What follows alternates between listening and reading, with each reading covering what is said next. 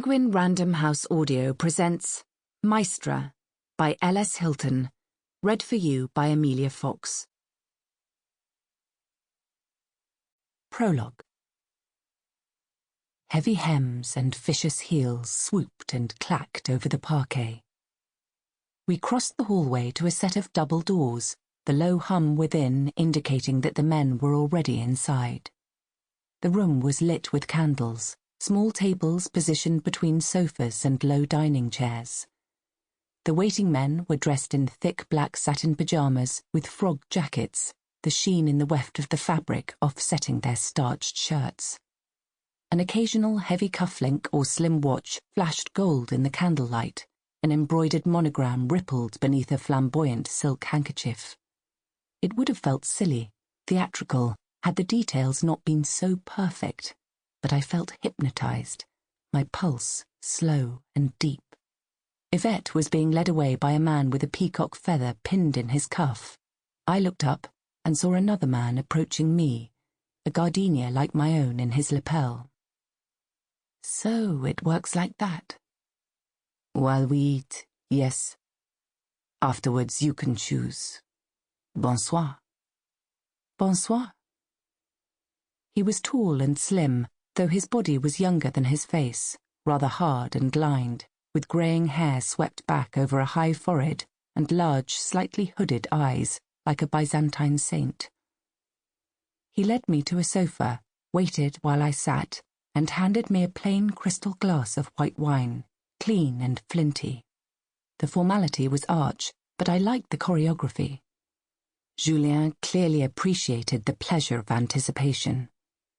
The mostly nude waitresses reappeared with small plates of tiny lobster pastries, then shavings of duck breast in a honey and ginger paste, tuile of raspberries and strawberries.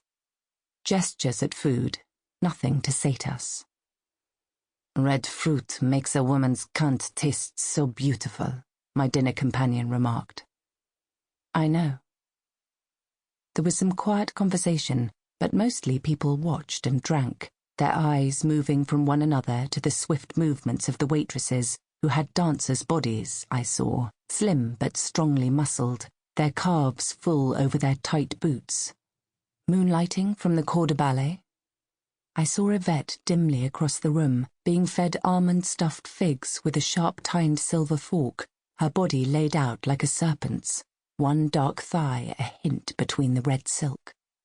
Solemnly, the waitresses circled the room with candle snuffers, dimming the lights in a cloud of beeswax, and as they did so, I felt the man's hand on my thigh, circling and stroking, entirely unhurried, and an answering tautness between my legs. The girls set out shallow lacquered trays containing condoms, small crystal bottles of Monoi oil, lube decanted into bonbon dishes. Some of the couples were kissing, happy with their matched partners.